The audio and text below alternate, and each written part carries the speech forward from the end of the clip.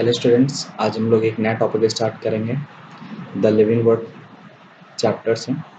इस चैप्टर को अभी नई एनसीईआरटी में डाइवर्सिटी इन लिविंग ऑर्गेनिज्म कहा गया है। ये फर्स्ट चैप्टर है। इसकी एक वीडियो मैंने कल अपलोड कर दी थी, आप हमारे यूट्यूब चैनल पे देख सकते हैं। ठीक है, तो आज इसका एक टॉपिक पढ़ेंगे, टैक्सोनॉमी। काफ़ी इम्पोर्टेंट है। और इसके साथ दूसरा टॉपिक है सिस्टमैटिक्स। काफ़ी बच्चे इन दोनों टॉपिक्स में कंफ्यूज रहते हैं। आशा करूँगा कि ये वीडियो देखने के बाद आपको कोई भी कंफ्यूजन ना रहे। ठीक है, शुरू करते हैं सबसे पहले टैक्सोनॉमी से। तो टैक्सोनॉमी एक ग्रीक वर्ड है। ठीक है, derived from Greek word. The first taxo is taken from taxis, जिसका मीनिंग है arrangement, and the other nomy word derived from nomos, and that means law. और इस हिसाब से टैक्सोनॉमी की जो लिटरल मीनिंग बनती है वो क्या बनती है? Arrangement law. Arrangement law. इस टर्म को सबसे पहले क्वाइन किया था। This term is coined by a Swiss French botanist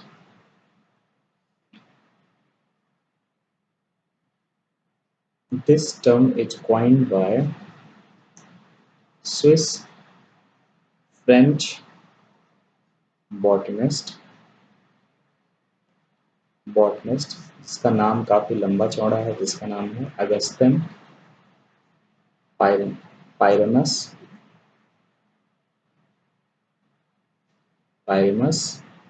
D कंडोले। 1778 से 1841 तक ये जिए। ठीक है, इन्होंने वर्ड यूज किया था taxonomy. Taxonomy a science of naming and classifying organisms। ठीक है, हम सबसे पहले टैक्सोनॉमी पे फोकस करेंगे, उसके बाद हम स्टार्ट करेंगे सिस्टमैटिक्स। ठीक है, तो पढ़ते हैं टैक्सोनॉमी की एक डेफिनेशन। टैक्सोनॉमी क्या कहता है कि ये एक ब्रांच है, is the branch of biology that deals with identification,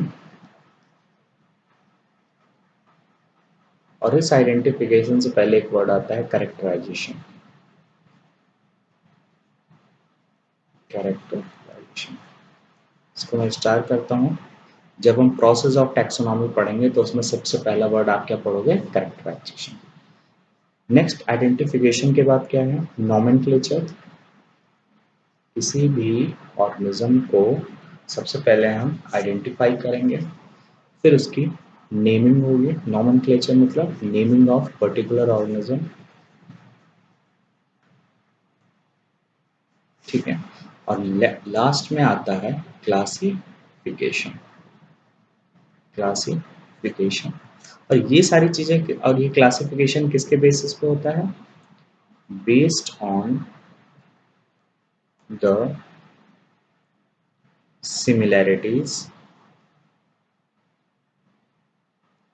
and differences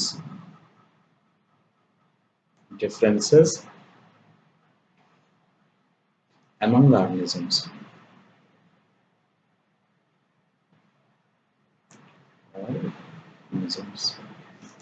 ठीक है, अब टैक्सोनॉमिक क्लासिफिकेशन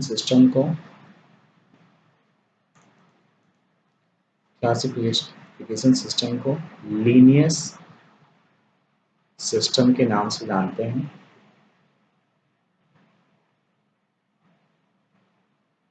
ठीक है, अभी बताऊंगा, ये नेमिंग है। ठीक है,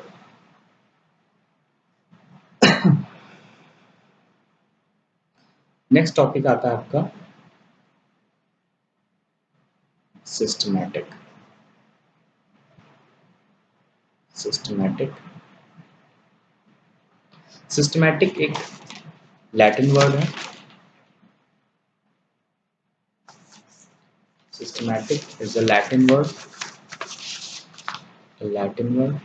derived from Latin word systema। और इस वर्ड का सबसे पहले यूज किया था कैरोलस लीनियस ने अपनी बुक में, इन हिज बुक नेम्ड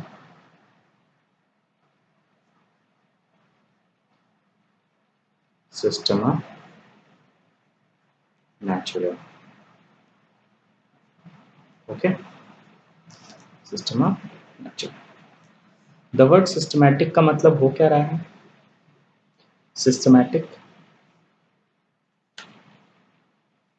इसका मतलब होता है, according to NCERT, this word means systematic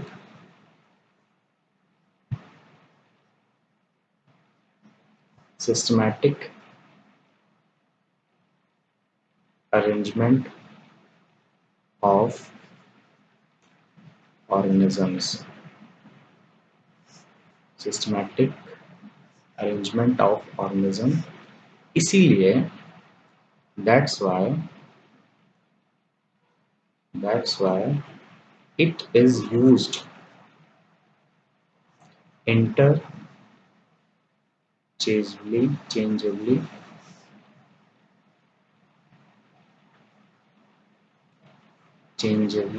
with taxonomy। इस चीज को ध्यान दीजिएगा। इस सिस्टमैटिक्स वर्ड का मतलब भी यही है, सिस्टमैटिक अरेंजमेंट ऑफ ऑर्गेनिजम्स। इसीलिए इस सिस्टमैटिक वर्ड का जो यूज है वो टैक्सोनॉमी के साथ इंटरचेंजेबली यूज किया जाता है। ठीक है, अगर मैं इसकी प्रॉपर डेफिनेशन देखूं तो इसका मतलब है placing of organism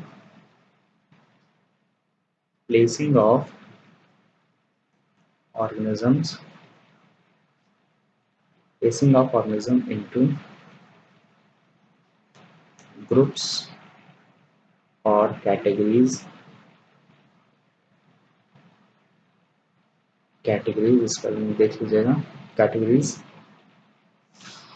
on the basis of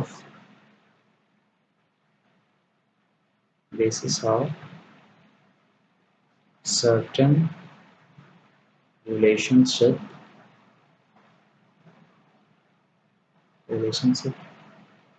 between organisms or evolutionary relationship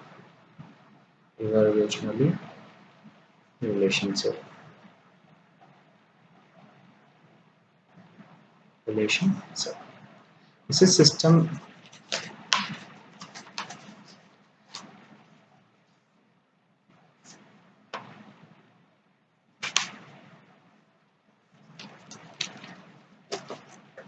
okay,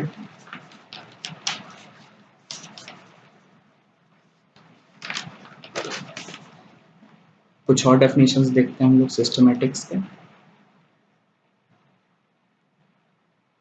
systematic में एक और वर्ड आता है, एक और डेफिनेशन आती है, सॉरी, ब्रांच, ये एक ब्रांच ऑफ बायोलॉजी है, branch of biology that is used to understand revolutionary life, revolutionary life, ठीक है।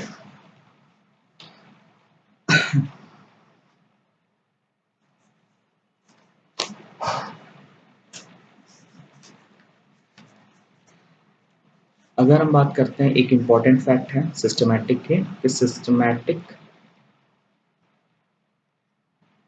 Is a part of, is a part of taxonomy, जिसको ध्यान दीजिएगा, टैक्सोनॉमी, टैक्सोनॉमी एंड अगर आप टैक्सोनॉमी की बात करते हो तो taxonomy is more specific, more specific and focuses on the classification, classification of organisms, organisms, ठीक है, organisms।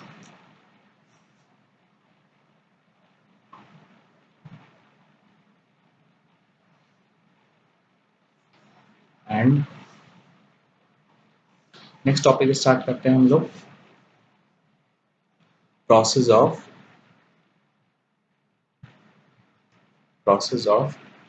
टैक्सोनॉमी।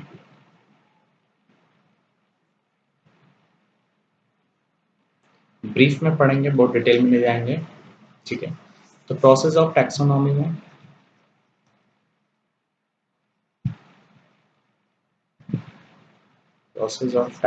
में सबसे पहले आपका आता है कैरेक्टराइजेशन।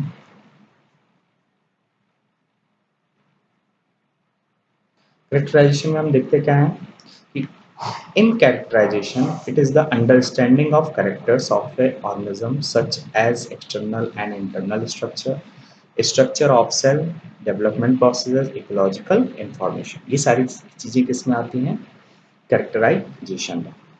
तो इसमें क्या है, understanding of characters of organisms such that, कैसे कैसे हैं characters, external and internal structure. दूसरा है इसी में structure of cell, structure of cell. Third है आपका डेवलपमेंट प्रोसेस,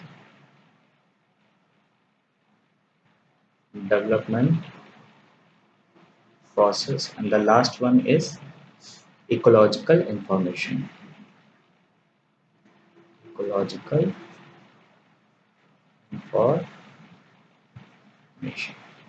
ठीक है।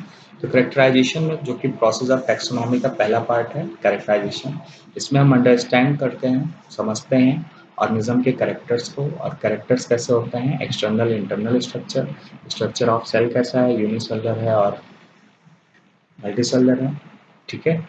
यूनिसेलुलर है तो वो क्या, उसके कैरेक्टर्स कैसे हैं, बाइलिपिड लेयर्स पाई जा रही हैं, नहीं पाई जा रही हैं, सेल वॉल प्रेजेंट है, नहीं प्रेजेंट है, सेल ऑर्गेनल्स के ऑब्जर्वेशन किए जाते हैं। नेक्स्ट है आपका डेवलपमेंट प्रोसेस, की पर्टिकुलर ऑर्गेनिज्म में डेवलपमेंट कैसा, डायरेक्ट है, इनडायरेक्ट है, ठीक है। डायरेक्ट इनडायरेक्ट आप पढ़ोगे, जैसे आर्थ्रोपोड के केस में क्या होता है, जो डेवलपमेंट होता है वो इनडायरेक्ट होता है। जैसे कि जो एडल्ट होती हैं वो एग ले करती हैं, उसमें से लार्वे निकलते हैं, लार्वे से प्यूपा एंड प्यूपा से then adult, this is a type of indirect development. But अगर आप बात करते हो डायरेक्ट डेवलपमेंट की, तो जो प्रोजेनी रिप्रोड्यूस होगा from the adult female, it it's similar to the adults, ठीक है।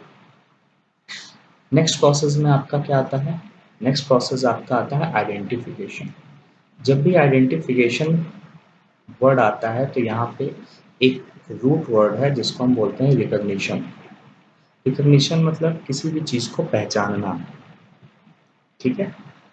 रिकॉग्निशन, ठीक है, किसी भी चीज़ को पहचानना, सही तरीके से पहचानना। कि identification is the correct description of an organism. कि identification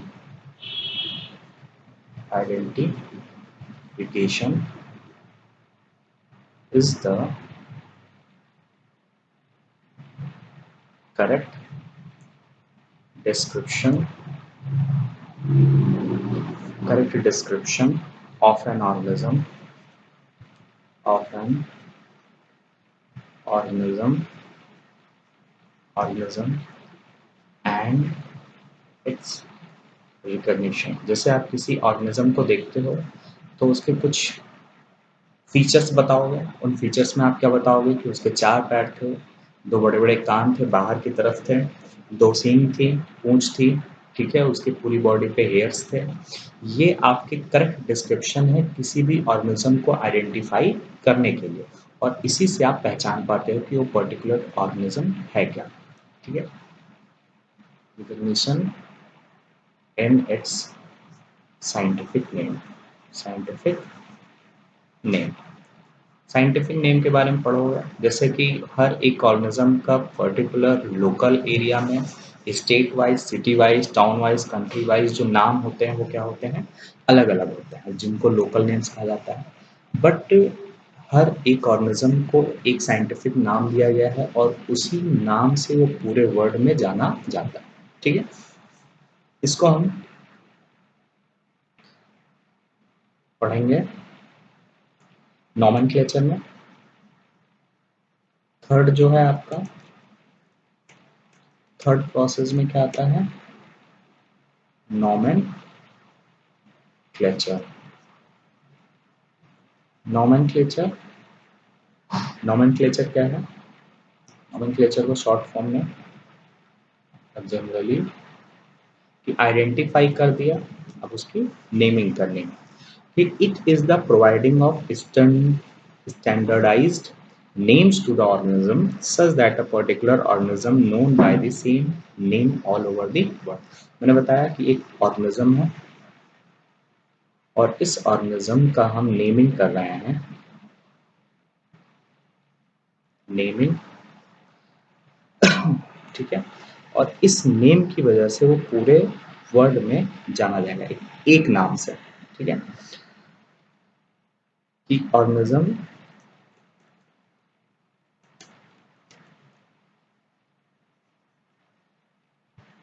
name and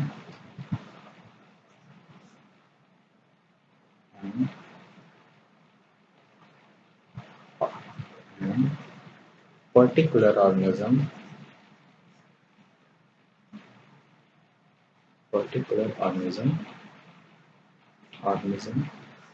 is known by the same name all over the world, ठीक है।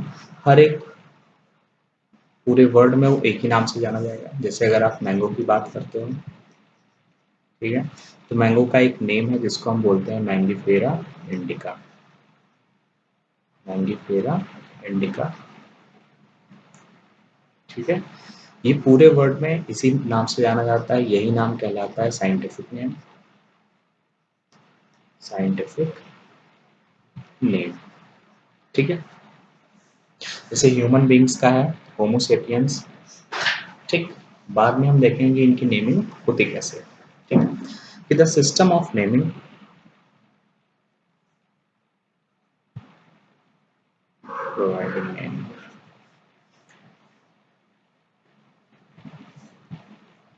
द सिस्टम ऑफ नेमिंग, कि ऐसा नाम हम प्रोवाइड कर रहे हैं जिसमें 2 कंपोनेंट है। The system of naming with 2 components, 2 components ठीक है। दिस मेथड इस और इसी को हम बोलते हैं बाइनोमियल नॉमेनक्लेचर। और इसको प्रपोज किसने किया था? प्रपोज्ड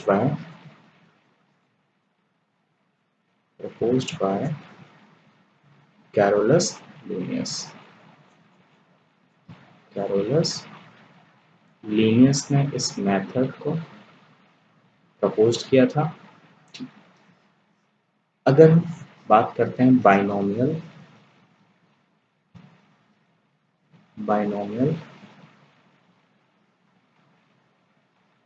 नॉमेनक्लेचर की बात करते हैं तो इसमें दो कंपोनेंट होंगे। इसमें पहला कंपोनेंट क्या होगा?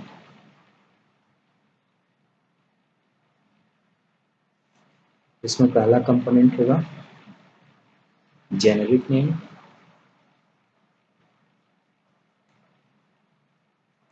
और जो दूसरा कंपोनेंट होगा वो क्या होगा? Specific epithet.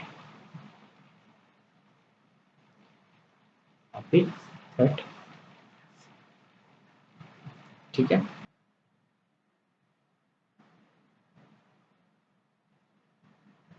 बोटेनिकल नॉमेनक्लेचर जो गवर्न किया जाता है कि botanical nomenclature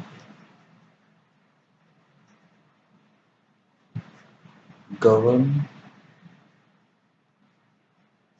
by the ICN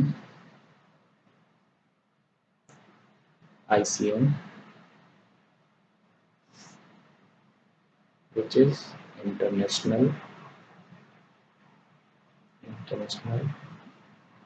Code of Nomenclature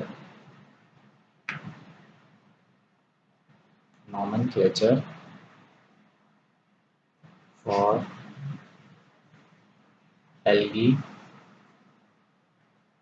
fungi and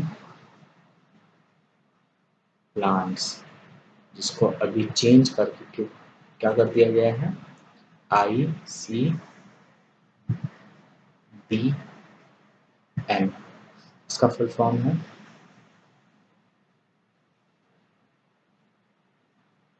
international code for botanical nomenclature.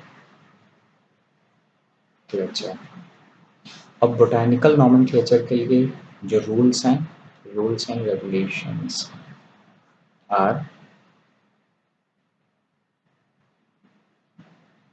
कि botanical names are based on the rules provided in ICBNs। ठीक है।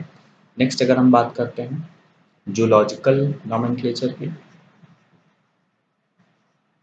Zoological nomenclature which is governed by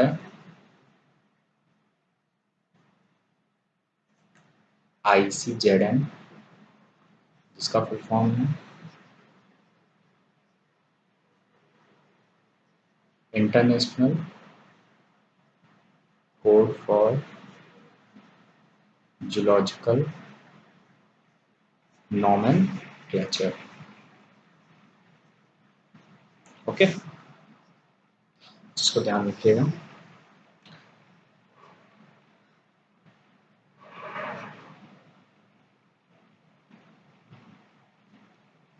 थोड़ा सा और detail में पढ़ लेते हैं बायोनॉमियल नॉमेनक्लेचर।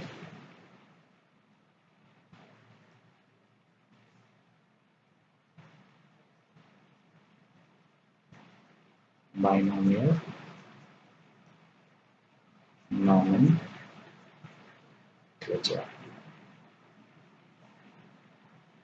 ओके, तो नॉमेनक्लेचर एक प्रोसेस है जिसमें हम प्लांट और एनिमल्स को साइंटिफिक नेम प्रोवाइड करते हैं।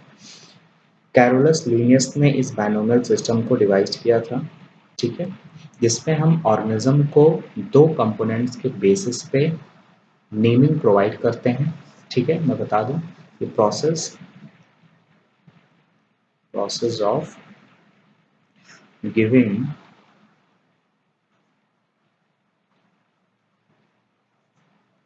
Scientific name to plants and animals. Okay, devised by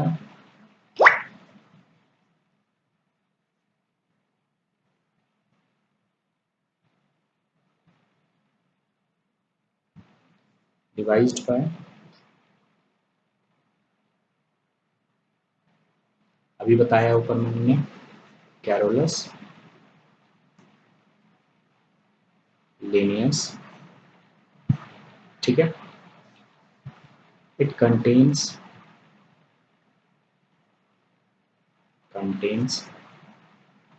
two components. Okay, the first one is generic name,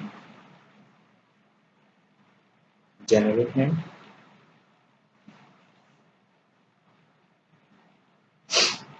ठीक है, and the next one is specific name, specific name।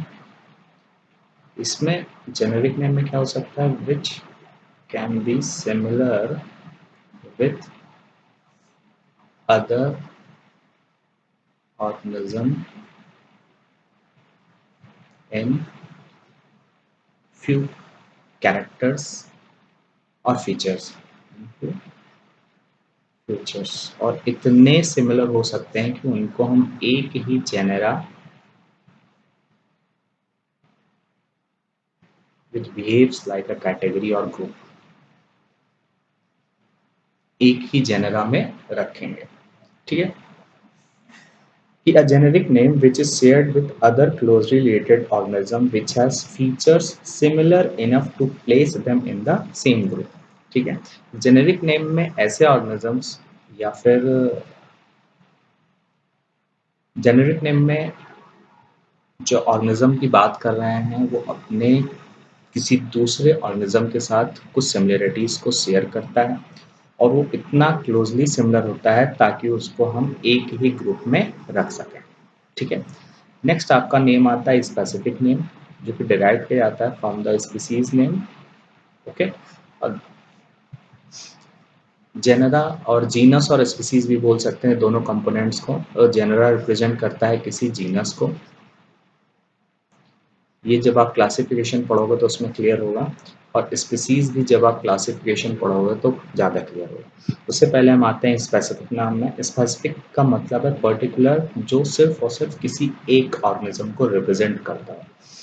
अपने आसपास आपको जितने भी लिविंग ऑर्गेनिज्म दिखते हैं वो पर्टिकुलर किसी एक स्पीसीज को रिप्रेजेंट करते हैं। ठीक है, जैसे कि हम डॉग की बात कर रहे हैं तो डॉग एक ही स्पीसीज को रिप्रेजेंट करता है, और अलग अलग ब्रीड्स के डॉग्स, ठीक है, एक जीनस को रिप्रेजेंट करते हैं। ठीक है, स्पेसिफिक नेम में क्या है कि which distinguish the organism from all other species. ये स्पेसिफिक नेम अलग करता है दूसरे ऑर्गेनिज्म से, बाकी सारे स्पीसीज से। The organisms from all other species, all other species। और एक ही स्पीसीज के दो ऑर्गेनिज्म नहीं हो सकते। No other species can have the same combination of genus and species. इस चीज को ध्यान रखना कि किसी भी ऑर्गेनिज्म में सेम कॉम्बिनेशन ऑफ जीनस और स्पीसीज नहीं हो सकते। No other organism can have the same combination combination of genus and species। ठीक है, जीनस और स्पीसीज हम लोग क्लासिफिकेशन में पढ़ेंगे, क्लासिफिकेशन में एंड क्लासिफिकेशन टॉपिक, क्लासिफिकेशन हम लोग नेक्स्ट वीडियो में कवर करेंगे। ठीक है, आज हम लोग पढ़ते हैं रूल्स फॉर बायनोमियल नोमेनक्लेचर।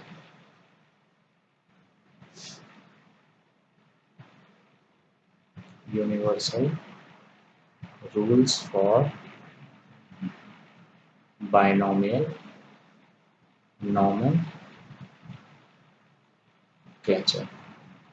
ठीक है, कुछ बच्चे यूनिवर्सल रूल्स को फॉलो नहीं करते हैं जब भी वो साइंटिफिक नेम लिखते हैं किसी भी ऑर्गेनिज्म का। ठीक है, तो सबसे पहले हम लोग रूल्स देखेंगे, रूल कौन कौन से हैं कि जो साइंटिफिक नेम है, साइंटिफिक नेम्स, पहला रूल क्या है, साइंटिफिक नेम्स जनरली किस में होते हैं, इन लैटिन में, लैटिन में होते हैं और हमेशा वो इटैलिक्स में लिखे जाते हैं, रिटन इन प्रिंट में इटैलिक्स। इटैलिक्स आप जब हाथ से लिखोगे, हैंड रिटन में लिखोगे तो ये आप इटैलिक्स में तो लिख नहीं सकते। ठीक है, इसीलिए जब भी किसी भी साइंटिफिक नेम को हम टाइप करते हैं या प्रिंट करते हैं तो वो किस में लिखा होता है, इटैलिक्स में। तो ये पहला रूल। ठीक है, दूसरा रूल क्या कहता है, the first word is a genus name और generic name and the second word is species name और स्पेसिफिक एपिथेट। तो फर्स्ट वर्ड इज जीनस और generic name, generic name and second word is species name और specific epithet। एक चीज ध्यान रखिएगा, कोई दो ऑर्गेनिज्म सेम जीनस और स्पीसीज की कॉम्बिनेशन का नहीं हो सकता है। इससे पहले वाली लाइन में मैंने यही बताया कि no other organism can have the same combination of genus and species. कोई भी दो ऑर्गेनिज्म सेम जीनस और स्पीसीज की कॉम्बिनेशन का नहीं हो सकता है। ठीक,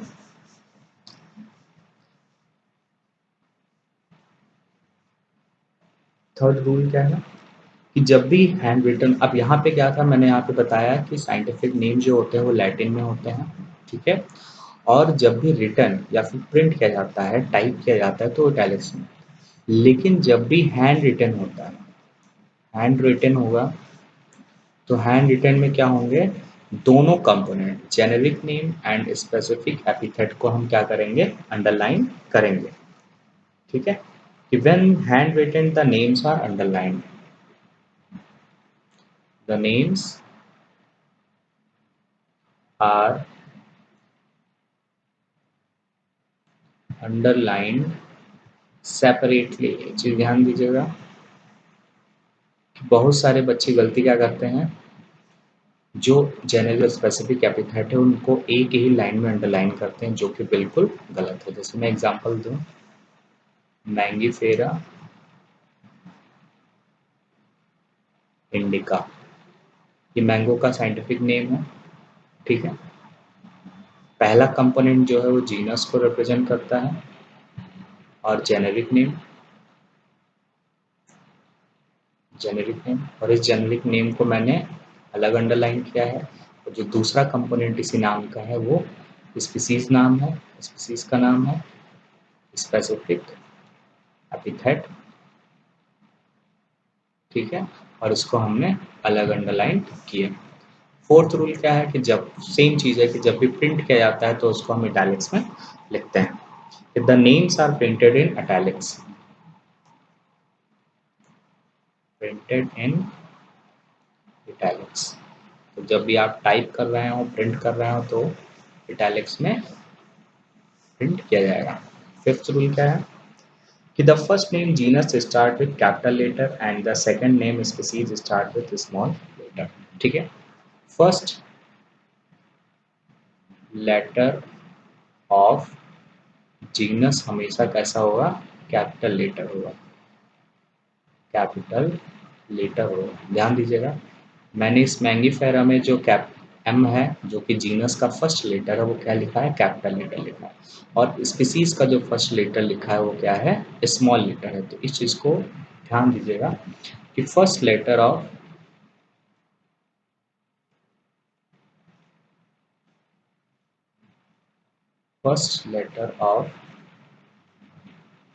स्पीसीज वो हमेशा क्या रहेगा, लोअर केस में लिखा जाएगा, और in small letter, small letter. Capital letter को हम अपर केस बोलते हैं, ठीक है, अपर केस। ठीक है,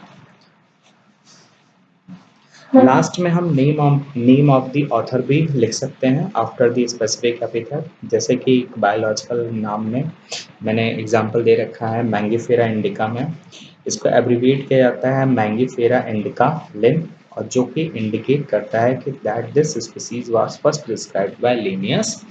ठीक है, तो लास्ट में सिक्स्थ रूल क्या कहता है, नेम ऑफ ऑथर, कि किसने सबसे पहले उस पर्टिकुलर ऑर्गेनिज्म को डिस्क्राइब किया है, उसका नाम आप स्पेसिफिक एपिथेट के बाद डालोगे, एपिथेट के बाद डालोगे। जैसे एग्जांपल है मैंगीफेरा इंडिका। ठीक है, तो मैंने यहाँ पे कौन कौन सा रूल फॉलो किया है, पहला रूल फॉलो किया है कि first letter of genus is capital letter and the first letter of species is small letter. दूसरा क्या है कि लिखने के बाद मैंने दोनों को, जीनस और स्पीसीज दोनों को अलग अलग अंडरलाइन किया है। ठीक है, तो नेम ऑफ ऑथर में मैंगीफेरा इंडिका, तो जो ऑथर है इनके वो क्या है, लिन और लिनियस, नॉर्मल वर्ड में लिखे जाएंगे। ठीक है, ये इंडिकेट करता है कि that this species was first described bye, ये क्या करेगा, it describes that that this species was first described by Linnaeus। ठीक है, कुछ फैक्ट्स बताना चाहूँगा, फैक्ट्स का इम्पोर्टेंट नोट्स में डाल दीजिएगा। नोट्स में ये डालना है, इम्पोर्टेंट नोट्स में। अगर हम सिस्टमैटिक की बात करते हैं तो systematic is a part of taxonomy। Okay, आप ये बोल सकते हो कि जब भी हम टैक्सोनॉमी में क्लासिफिकेशन करते हैं, ठीक है, तो वो किस पे बेस्ड होता है, सिस्टमैटिक पे बेस्ड होता है। ठीक है, बेस्ड होने का मतलब कि जो क्लासिफिकेशन किया उसमें जो ऑर्गेनिजम्स को हमने हर एक ग्रुप और कैटेगरी में रखा है, तो उसमें हम ये भी देखते हैं कि कौन सा ऑर्गेनिज्म किसके साथ रिलेट करता है और सिमिलैरिटीज को शेयर करता है, या फिर उनके जो एंसेस्टर थे वो भी कॉमन थे। ठीक है, इस चीज़ को हम ध्यान देते हैं। तो आज के लिए बस इतना ही। कल नेक्स्ट टॉपिक में हम लोग पढ़ेंगे क्लासिफिकेशन। क्लासिफिकेशन बड़ा टॉपिक था इसलिए आज मैंने नहीं पढ़ाया, क्लासिफिकेशन हम लोग कल पढ़ेंगे। वीडियो अच्छा लगा हो तो लाइक शेयर एंड सब्सक्राइब करना ना भूलें, और ऐसे ही